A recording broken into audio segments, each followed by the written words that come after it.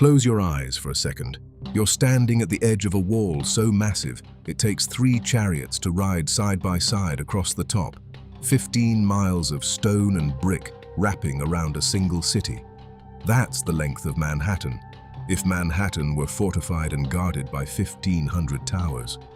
Behind you, the Tigris River churns brown and warm in the Iraqi sun.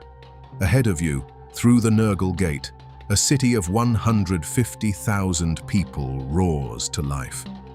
London in the year 1200 AD had maybe 25,000 residents.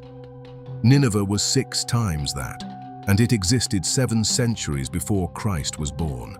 This is the capital of the Assyrian Empire, the most powerful military machine the ancient world had ever produced, a civilization that invented siege warfare, psychological terror as official policy, and mass deportation on an industrial scale. And every single person who lived here was about to lose everything. In 612 BC, this city, this seemingly invincible fortress that had dominated the known world for 3 centuries, was erased, not conquered, not occupied, erased. So completely that when the Greek historian Xenophon marched past its ruins 200 years later, nobody could even tell him what city it had been. But before the fall, before the fires and the floods and the armies at the gates, what was it actually like to live here? To walk these streets, breathe this air, worship these gods? That's what we're going to reconstruct today. Not the battles, not the kings, the daily life of ordinary people inside the cruelest city on earth. And I'll be honest, some of what you're about to hear might change the way you think about cruelty, about survival, and about what happens to the people at the bottom when the people at the top finally run out of enemies. Imagine you're approaching Nineveh from the west, on foot, around 650 BC. The city is at its absolute peak under King Ashurbanipal. You've been walking for days through flat, irrigated farmland, wheat and barley stretching to the horizon, canals cutting silver lines through brown earth. Then you see the walls. They don't creep up on you. They hit you like a punch. 50 feet high, limestone blocks at the base and millions of mud bricks stacked above. A 5-story building, solid stone and brick, running unbroken for nearly 25 kilometers. To build that perimeter today, you'd need enough material to construct around 40,000 average American homes. But those walls were not the most impressive thing about Nineveh, not even close. The most impressive thing was who built them. Feel the grit under your sandals as you walk the packed earth road toward the gates. The dust is fine and chalky, a pale yellow that coats your teeth and settles into the creases of your skin. The air is dry, well over 100 degrees Fahrenheit in summer, and the heat radiates off the walls like an open oven. You enter through one of the 15 gates. Each one is flanked by massive stone bulls with human heads, creatures the Assyrians called lamassu, 40 tons each. 10 SUVs stacked together, carved from a single block of stone and dragged from quarries miles away by teams of hundreds of men. Most of those men were prisoners of war. They hauled these statues into position using ropes and wooden sledges, and the ones who collapsed under the weight were replaced before their bodies cooled. That detail matters. Remember it, because it tells you everything about how this city functioned. The moment you pass through the gate, the city hits every sense at once. The smell comes first. Animal dung drying in the sun for fuel. Open tanneries where animal hides soak in urine to soften the leather. Bread baking in clay ovens, yeasty warmth cutting through the stench. Incense from a nearby temple. Cedar and juniper smoke rising in thin blue columns. And underneath all of it, the persistent sweetness of the Tigris River, muddy and organic, the artery that keeps this entire city alive. The sound is constant. Metal hammering on metal from the weapons district, donkeys braying under loads of grain, priests chanting from elevated temple platforms, children shouting, and at regular intervals, the deep brass blast of a military horn announcing shift changes for the garrison. Nineveh is not a beautiful city. Not in the way you might picture Athens or Babylon. It's a military capital first, everything else second. The streets are organized in a rough grid, but they're narrow, crowded, and unpaved outside the royal quarter. Most buildings are 2 stories of mud brick with flat roofs where families sleep during summer because the interiors are suffocating after dark. What would strike you most as a modern visitor, though, is the inequality.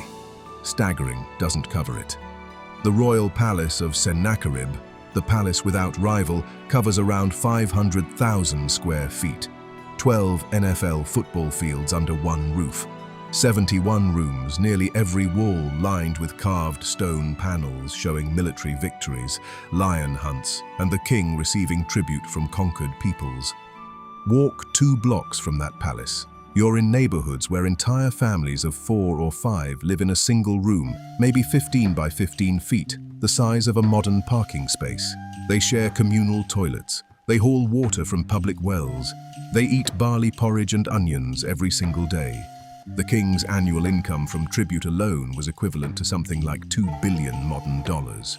A common laborer earned about 1 shekel of silver per month, which translates to around $10 to $15. A worker would need to labor for over 10,000 years to match what the king collected in one. Now, most documentaries would tell you that Nineveh was a homogeneous Assyrian city. That's wrong, and the truth is far more unsettling. Step off the main road into the residential district. The population here is not 1 people, it's dozens. The Assyrian Empire conquered everyone. Babylonians, Elamites, Aramaeans, Israelites, Egyptians, Medes, Persians, Phoenicians. And the Assyrians had a policy that no other ancient civilization used at this scale: mass deportation. When they conquered a city, they didn't just take slaves, they relocated entire populations. Men, women, children, skilled workers, farmers, everyone. Hundreds of miles from their homelands, resettled in Assyrian territory. The numbers are almost incomprehensible. Assyrian records boast of deporting over 4 million people during the empire's peak centuries. The entire population of the Roman Empire at its height was maybe 60 million. The Assyrians moved a population the size of modern Los Angeles across the ancient Near East, on foot, in chains. So when you walk through Nineveh, you hear a dozen languages at once. Akkadian is the official tongue, used by scribes and officials. Aramaic is the street language, the one merchants shout in the bazaar. But in the crowded neighborhoods near the tanneries and the brick kilns, you hear Hebrew from deported Israelites, Elamite from conquered Persians, Egyptian dialects from captive craftsmen. That sound, that collision of languages from people who never chose to be in the same city, is the sound of empire. And if you think it sounds chaotic, you're right. It was designed to be. Lean against a wall in the textile district and watch the people moving past you. You can tell who belongs and who doesn't. Native Assyrians wear their beards long, curled in elaborate ringlets that take hours to style with hot irons and fragrant oil. Upper-class men wear fringed robes dyed with murex purple, a color so costly that a single pound of dye would set you back the equivalent of $20,000 today. Their wives wear gold earrings and necklaces of carnelian and lapis lazuli. The deportees look different. Hair shorter, unstyled. Clothing plain, undyed wool. Many wear marks of their origins, tattoos or scarification from home cultures. Some bear visible scars from the journey. Assyrian relief carvings show deportees being led by hooks through their lips or noses. These are not exaggerations. These are government records. But not all deportees were at the bottom, and this is where the Assyrian system gets genuinely interesting and genuinely disturbing. The Assyrians were ruthlessly practical. If you were a skilled craftsman, a doctor, a scribe, an architect, your life in Nineveh might actually be tolerable. The empire needed expertise. Deportees with valuable skills were settled in better neighborhoods, given workshops, paid wages. Some even became wealthy. A glassmaker from Phoenicia might find himself running a workshop in the artisan district, producing colored glass beads and vessels that Assyrian elites craved. His products sold for 10 to 20 shekels each, somewhere between $150 and $300 in modern money. Enough to live well. But if you had no skills, if you were a farmer ripped from your land in Israel, or a shepherd from the mountains of Elam, you were fuel, human fuel for the empire's construction projects. You hauled limestone blocks, you dug canals, you mixed clay and straw for bricks in the baking sun, thousands of bricks a day, and if you collapsed, 10 more deportees stood behind you to take your place. Life expectancy for an unskilled deportee laborer was probably around 35 years. For a wealthy Assyrian, closer to 50. Those 15 years are the cost of being conquered. And nobody in the ancient world talked about that cost because nobody who paid it could write. Which brings us to the people history forgets even faster than deportees. The women. Assyrian women lived under some of the most restrictive laws in the ancient world. Upper-class women wore veils in public, not for modesty, but as a legal status marker. A slave woman caught wearing a veil could be beaten with 50 blows and have her ears cut off. The veil didn't protect women, it sorted them. It told every man on the street whether the woman in front of him was someone's protected property or someone's disposable property. A married woman could not leave her house without her husband's permission, could not own property independently, could not initiate divorce. If her husband died, she passed to his brother or father like livestock. But inside the home, women held more power than the law codes suggest. Archaeological evidence shows women managing household finances, directing servants, organizing food storage, and running textile businesses from their homes. Assyrian women were the primary weavers, and textiles were among the most valuable trade goods in Mesopotamia. A skilled weaver produced fabric worth 5 to 10 shekels per month, between $75 and $150. In a household where the husband earned 1 shekel as a laborer, the wife's weaving income could be 5 to 10 times his wages. That's a fact that makes a lot of people uncomfortable, because it suggests that economic power and legal freedom are not the same thing. They weren't then, and I'd argue they often aren't now. Children had no childhood in the modern sense. Upper-class boys started scribal training at 5 or 6, sitting cross-legged in schoolrooms called iduba, scratching cuneiform signs into soft clay with reed styluses for 10 years. A graduate who could read and write fluently in Akkadian and Sumerian became one of the empire's most valuable professionals, earning 10 to 15 shekels per month, wealthier than 90% of the population. Lower-class boys went to work at 7 or 8. Girls learned weaving and household management. Marriage came at 13 or 14 for girls, 16 or 17 for boys. And the children of deportees? Imagine being 6 years old, walking in a column of chained adults through desert heat for weeks, watching people around you collapse and not get up, arriving in a city where nobody speaks your language, being handed to a household where you're expected to work immediately.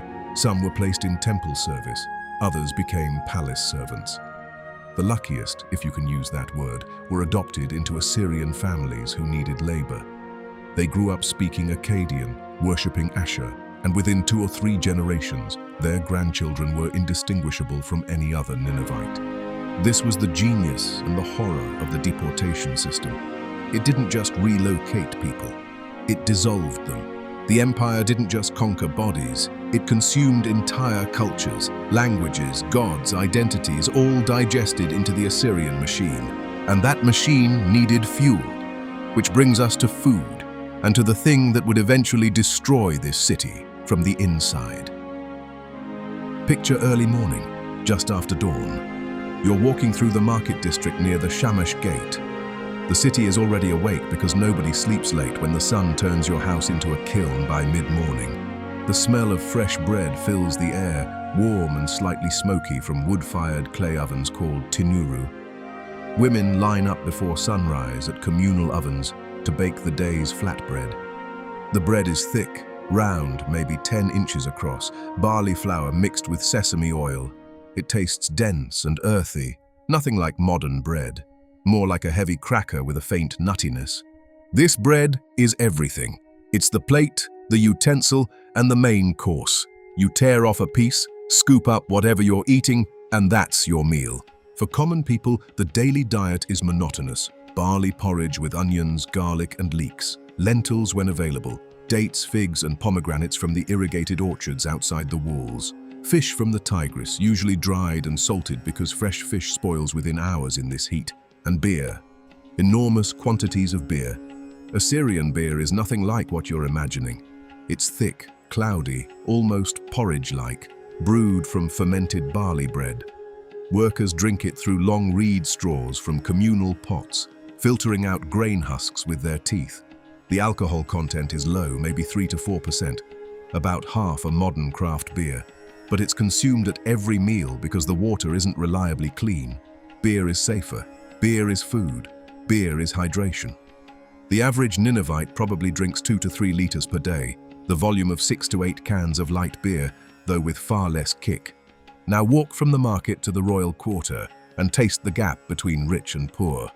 The Assyrian elite ate on a level that would impress modern fine dining. Ancient Mesopotamian recipes preserved on clay tablets, predating Nineveh by 1,000 years but still part of the same culinary tradition, describe lamb stewed in beer and onions, thickened with blood and fat, seasoned with cumin, coriander, and mint, pigeon braised in garlic, vinegar, and herbs, gazelle roasted with leeks on a bed of fresh greens. Ashurbanipal's banquet records describe feasts serving 10,000 guests, roasted ox, sheep, duck, deer, and fish, alongside pistachios, almonds, and pomegranate seeds. A single royal banquet consumed the amount of food that would feed a working-class family for 5 years. But this abundance was an illusion, and the people at the top either didn't know it or didn't care. Nineveh's food supply depended entirely on an irrigation network fed by the Tigris and its tributaries. King Sennacherib built an aqueduct at Jerwan stretching over 50 kilometers to bring mountain water to the city. That's the distance from downtown Manhattan to the far end of Long Island. An engineering marvel, maybe the greatest hydraulic project before the Roman aqueducts. But if the canals silted up, or the river shifted course, or an enemy upstream diverted the water, the entire food supply collapsed within weeks. Nineveh couldn't feed itself from within its walls for more than a few days. Think about that. The most feared city on earth couldn't survive a 2-week siege without external food. Terror was its armor, but its throat was completely exposed. And nobody fixed this, because fixing it would have meant admitting the empire had limits. That refusal to admit weakness touches everything in Nineveh, including its gods. But first, imagine something most documentaries about ancient cities never show you: night. The sun drops fast in Mesopotamia. One moment the sky is orange and pink over the western desert. The next, it's black. And Nineveh at night is a completely different city. There's no street lighting, none. The only light comes from oil lamps behind doorways and the occasional torch outside a temple entrance. Step into a residential lane after dark, and the darkness is total. The kind of darkness modern city dwellers never experience. You can't see your own feet. You navigate by memory, by touch, by the feel of mud brick walls under your fingertips. The sounds change. The daytime roar of commerce and construction dies, and what replaces it is stranger. Dogs fighting over scraps in the alleys. The low murmur of families eating their evening meal behind thin walls. Somewhere down the lane, a woman singing to a child, a melody in Aramaic that bounces off the mud brick and fades. From the tavern district near the river, louder sounds.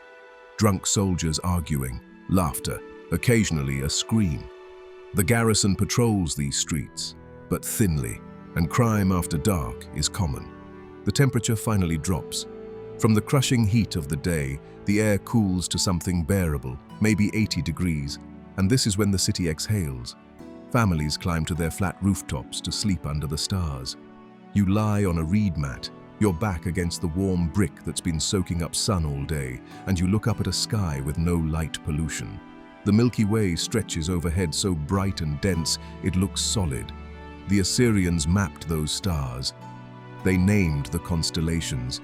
They believed the gods wrote messages in the movements of the planets, and court astrologers spent their lives reading those messages to predict the future.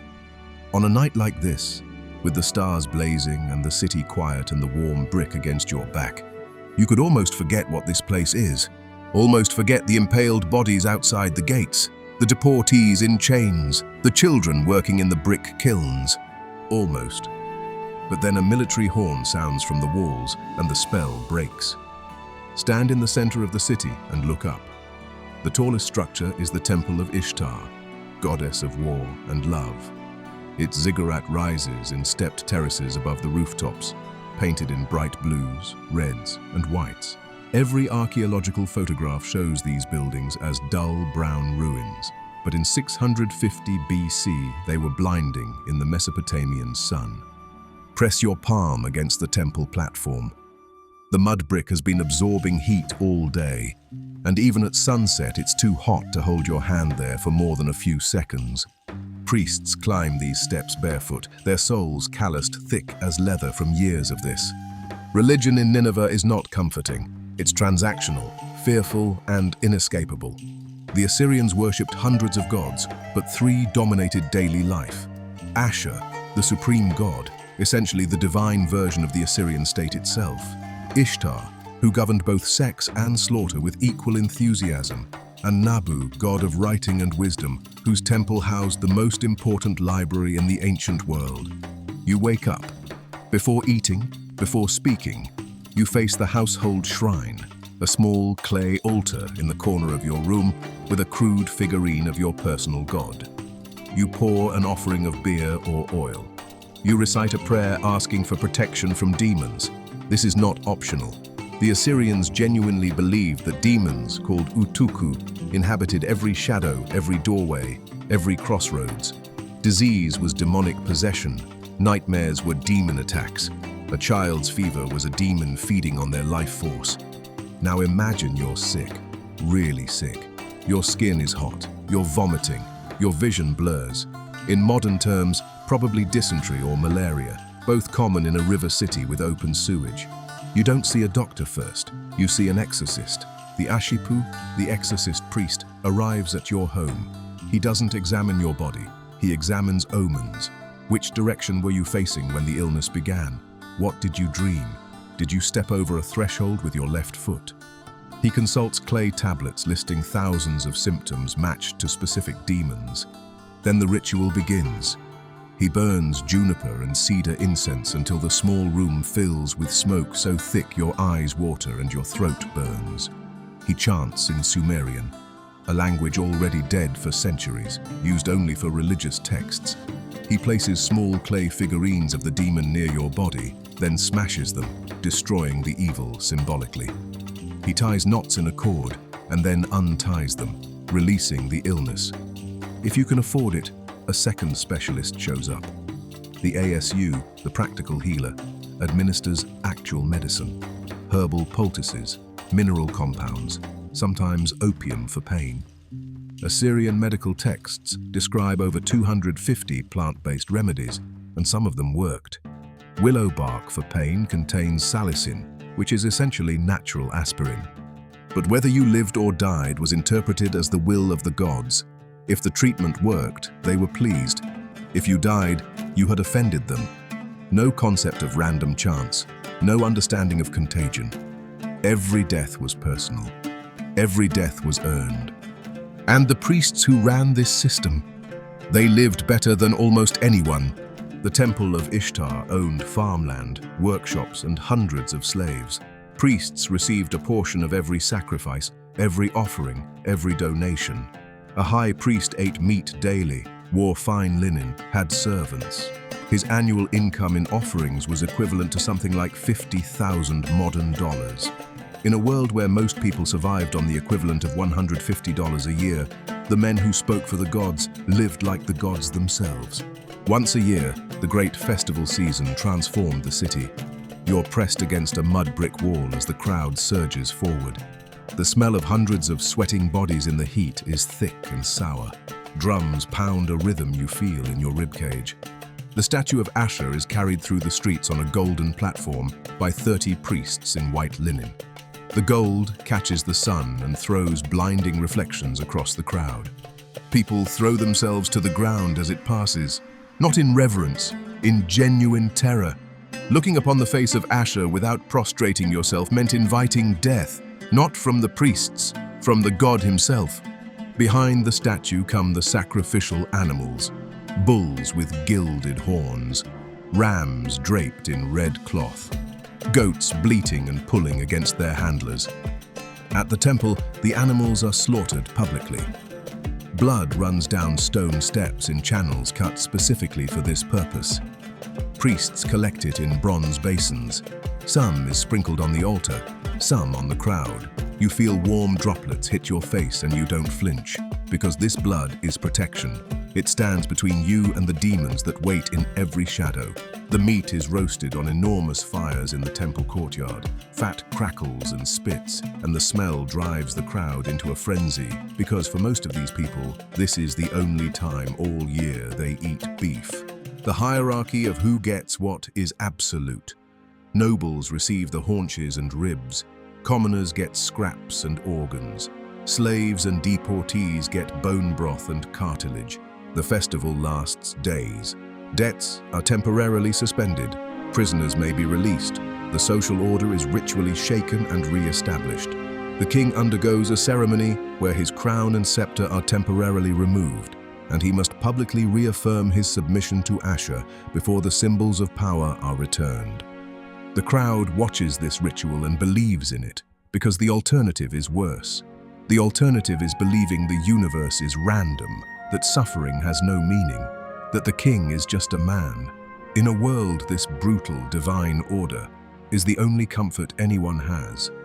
But comfort is not what Nineveh was built for. Nineveh was built for something much darker. Walk to the walls of Sennacherib's palace. Run your fingers across the carved stone panels. What you're touching is a war diary in limestone, and it is graphic in a way that shocks modern audiences who think they've seen everything. One panel shows soldiers stacking severed heads into neat pyramids. Another shows captives being flayed alive, skin peeled from their bodies while they're still conscious. Another depicts men impaled on stakes outside conquered cities, bodies left to rot as warnings. These are not the fantasies of a sculptor. These are official government records. The Assyrians didn't hide their cruelty. They advertised it. It was state policy. And I think most historians understate just how deliberate this was. The Assyrian military was small compared to the territory it controlled. At its peak, the standing army was between 100,000 and 200,000 soldiers.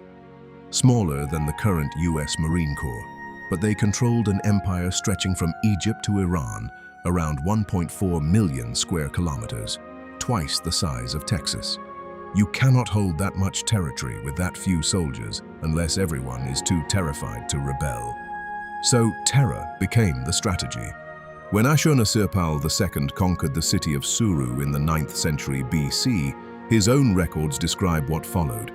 He publicly flayed rebel leaders and draped their skins over the city walls. He impaled captives on stakes around the perimeter. He cut off hands, noses, and ears of soldiers who had resisted and piled them at the gate. This was not rage, it was a message. Every act of cruelty was calculated to reach the next city down the road. Surrender, or this happens to you. And it worked. For centuries, cities opened their gates rather than fight. Tribute poured in from kingdoms that had never even seen an Assyrian soldier, because the stories traveled faster than the armies. But what did this do to the people who lived inside Nineveh? What does it mean to grow up where flayed human skins hang from public buildings and impaled bodies line the roads outside the gates? For ordinary Ninevites, the military was protector and oppressor at the same time. Every male citizen owed military service, and campaigns lasted years. A farmer called to serve might not return for 3 or 4 seasons, leaving his family to survive on whatever they could grow or beg. Walk through the military barracks near the Adad Gate. The barracks smell like sweat, leather, and the sharp mineral tang of bronze being sharpened on wet stone. Soldiers sit on wooden benches running whetstones along sword edges, a rhythmic scraping that fills the courtyard. Touch the armor. Assyrian infantry wear lamella armor, small overlapping plates of bronze or iron sewn onto leather backing. A full set weighs 30 to 40 pounds, about the same as a modern firefighter's gear. In the summer heat, wearing it feels like being wrapped in a metal blanket next to a campfire. The Assyrian army was the first in history to use iron weapons at scale. While enemies fought with bronze, Assyrian blacksmiths had mastered iron smelting. An iron sword holds an edge longer and costs less to produce. That single advantage is like one side having rifles while the other has muskets. But the siege equipment is what truly separated them. Walk past the armory and see the battering rams, not simple logs, but mobile siege towers on wheels. Multi-story wooden structures covered in wet animal hides to resist fire. Inside, teams of soldiers operated a suspended metal-tipped beam swinging like a pendulum. The largest required over 50 men. The Assyrians also invented military engineering units, specialized soldiers who built ramps, dug tunnels, dammed rivers, constructed bridges. Before them, armies either stormed walls or starved cities out. The Assyrians added a third option. They reshaped the landscape. At the siege of Lachish in 701 BC, engineers built a massive earthen ramp against the city walls. The ramp is still visible today, 2,700 years later. Thousands of tons of earth and stone moved by hand, by deportee laborers working under arrow fire. The city fell in days. After every victory came the rituals. Captured kings paraded through Nineveh's streets in cages. Public humiliation, then execution. Citizens gathered to watch. Children watched. This was entertainment. This was normal. And every person in that crowd understood something without anyone saying it. If Nineveh ever lost, this is exactly what would happen to them. That shared terror is what held the city together. Not patriotism, not religion, not culture, fear. The knowledge that Assyrian dominance was the only alternative to Assyrian annihilation. The cruelty wasn't only directed outward either. Assyrian law was brutal by any standard. Theft meant amputation. Adultery by a woman meant death. A man who struck a pregnant woman causing a miscarriage paid 50 shekels of silver, around $750. The same act by a lower-class person against an upper-class woman meant execution. The law didn't pretend everyone was equal. It codified the opposite. And death offered no escape from this hierarchy. The Assyrians believed the afterlife was a place called the Land of No Return, a dark underground realm where the dead existed as pale shadows, eating dust and clay for eternity. No paradise, no reward, no judgment that separated good from evil. Kings and slaves, warriors and children, everyone ended up in the same grey darkness. You'd think that belief would make people reckless. If the afterlife is equally miserable for everyone, why follow the rules? But it had the opposite effect. It made this life, this world, the only thing that mattered. Every status symbol, every gold bracelet, every carved palace wall, every military conquest, these weren't just displays of power. They were everything, because after death, there was nothing. Funerals in Nineveh reflected this. The dead were buried under the floors of their own homes.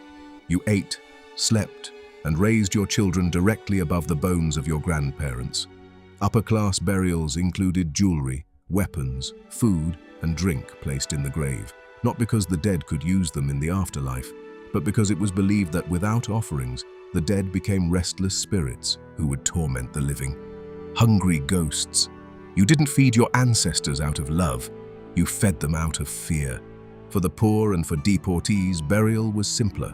A shallow pit, a reed mat wrapped around the body, maybe a small clay pot of beer.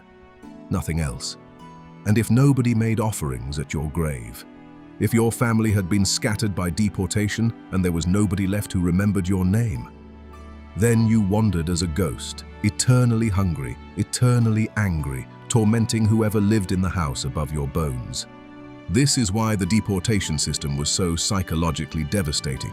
It didn't just separate you from your land and your language, it separated you from your dead. Your ancestors were back in Israel, back in Elam, back in Egypt, and nobody was feeding them, which meant, according to everything you believed, your parents and grandparents were suffering as hungry ghosts, and there was nothing you could do about it. Now, everything I've told you so far paints Nineveh as a machine of pure violence. And most documentaries stop there. because violence is easy to narrate and easy to visualize. But Nineveh wasn't just a slaughterhouse, and the next part of this story is what makes it genuinely tragic instead of just horrifying. The same civilization that impaled people on stakes built the greatest library the ancient world had ever seen. Ashurbanipal, the last great Assyrian king, was literate. Not symbolically literate, not sign your name literate. Deeply, obsessively literate. In a world where maybe 2% of the population could read, where kings left writing to scribes, Ashurbanipal personally collected, catalogued, and read thousands of clay tablets. His library contained over 30,000 texts, equivalent in information density to around 500 modern printed books. Mathematics, astronomy, medicine, law, poetry, mythology, cooking recipes, diplomatic correspondence, agricultural manuals, omen texts, everything. Step inside the library chambers. The air is cooler here, thick clay walls insulating against the heat. The smell is dry clay and old dust. Tablets organized on wooden shelves, categorized by subject, each one tagged with a colophon, a catalogue entry stamped into the clay identifying title, subject, and tablet number in a series. This system was more sophisticated than anything Europe would develop for another 2,000 years. A search index, subject classification, quality control where scribes copied older texts, compared versions, and noted discrepancies, textual criticism, scholarship. In 650 BC, the Epic of Gilgamesh, the oldest known work of literature in human history, survived only because Ashurbanipal's scribes copied it and stored it here. When the city fell, the burning palace collapsed on the library, and the fire baked the clay tablets harder, preserving them for archaeologists to find in the 1850s. The destruction that ended this city is the very thing that saved its knowledge. The fire meant to erase Nineveh from history is the reason we can read their words today. Ashurbanipal didn't build this library out of love for learning, though. He built it the same way he built everything else, by force. He sent scribes to every conquered city with orders to copy every important tablet. Babylonian temples, Elamite archives, Sumerian ruins, all raided for their intellectual property. His letters to agents survive, and the tone is unmistakable.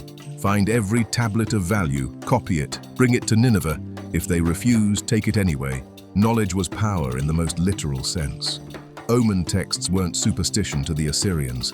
They were intelligence. Eclipse predictions let the court prepare the population. Liver reading gave commanders confidence before battles. The empire ran on information, and the library was its central database. But among those thousands of official tablets, archaeologists found something the empire never intended to preserve. Personal letters, love notes, complaints to landlords, legal disputes between neighbors, a father scolding his son for spending too much in the tavern district, a woman writing to her brother asking for wool because her children need winter clothing, a merchant furious that his partner cheated him out of 3 minas of silver, around $4,500, a schoolboy's homework, a clumsy copy of a proverb with the teacher's corrections scratched beside it. These fragments are the closest we can get to hearing individual voices from a city that's been silent for 2,600 years. And they remind you that these were not abstractions, not symbols of imperial power. They were parents worrying about their children, merchants angry about money, students struggling with homework. They lived in the cruelest city on earth, and most of them were just trying to get through the day. And that's what makes what comes next so difficult. Walk with me through the commercial heart of Nineveh one last time. The main bazaar stretches between the Mashki Gate and the Shamash Gate. It's louder than anything you've experienced. Merchants don't use price tags, they shout. Every transaction is a negotiation at full volume. The air is thick with competing smells. Roasting sesame seeds, raw wool, fresh-cut cedar planks, and the sharp ammonia reek from dye workshops. Nineveh sits at the crossroads of the ancient world's trade routes. Tin from Afghanistan, 2,500 kilometers away. Lapis lazuli from Badakhshan, a deep blue stone that costs more per ounce than gold. Cedar from Lebanon, gold from Egypt. horses from Central Asian steppes, ivory from African and Indian elephants, carved into furniture panels only the elite can afford. Feel the weight of a silver shekel in your hand. It's not a coin, not yet. It's a small lump of silver, about 8 grams, the weight of a modern nickel. Every transaction requires weighing on small bronze scales. Arguments about accuracy are constant. A merchant caught using rigged scales can lose a hand. Prices fluctuate with the military situation. When the army returns from a successful campaign, luxury prices drop because the market floods with plunder. When the army is away and trade routes are insecure, basic goods spike. A bad military year can double the price of barley, pushing the poorest residents towards starvation. The economy of Nineveh is a war economy. Conquest generates plunder.